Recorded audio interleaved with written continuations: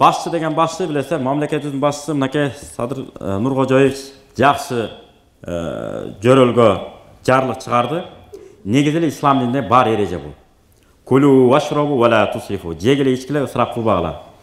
Инналлаха ла юхиббул мусрифин. Алла таала ысырап корчуларды жаман көрөт деп. Ошондуктан мындай сөз айтпашыбыз керек экен да.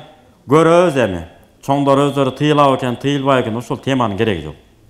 Айтылды, Кудайым бер, эми ушуну карманалы деп карманып калышыбыз керек экен.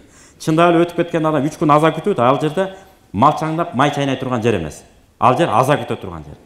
Азыр жолдун баары кафе, ашкана болуп калды. Алыстан барганы жолдон той болуп бара берет. Бүт нерсе бар азыр. Илгери себеби эмне болгон? Алыстан бул жага баткен, бул жага нарын баары биригип келген, ашка кетпесин деп айла жок союп, кабылгасын, тамылгасын жана тамагын ырастап туруп, даярдап туруп кетирген, жолдон барганча жеп барсын деп. Азыр андай себеп жок, бүт жоюлду, баары нормалдашып, ыңгайлашып, жакшырып калды азыр. Ошондуктан өлгөн жерге бардыкпы, жаназаны окуп, топурагын сап, үйүнө кайра келбейли ошондон нары эле кетип калган жакшы экен. Эгерде жана баштык көтөрүп, эт эмес, конфет печенен баарын көтөрүп бара берсек, кээ бир жерде эс кайран дейт, кээ бирде бир умурмой каяктан табайын, эми каяктан көрөйүн деп барып атпайбы? Демек, Оозеке айткан болот дагы, ичибизден эт кайда, кайсы бөлмөдөн таап жейин дегендей болуп калат да. Ошонун кереги барбы? Кереги жок. Бүттү, жаназаны окуп, мейли, тууганым, артык кайырлуу болсун деп эле кете бериш керек экен. Бүттү, андай эле кооз сөздүн деле кереги жок. Ушуну эмнен адамдар көп айтса, периштелер аны омин деп турат экен. Жакшы болду, сонун болду. Эми ушул ысырапкорчулук жоюлсун, жана той тамашада берсе берсин, бирок өлгөн жерде берген болбойт.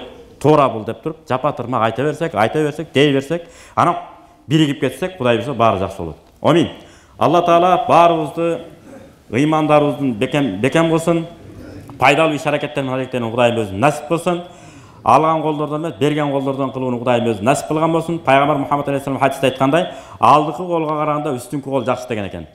Ас-сабикун алдыңкылар дайым алдыда деген аят дагы бар. Аны сага дүйнө жүзүндөгү мамлекеттердин ичинен биздин өлкөбүздү дагы Кудай Таалам эң алдыңкы өлкөлөрдөн кылсын, өнүккөн өлкөлөрдөн кылсын.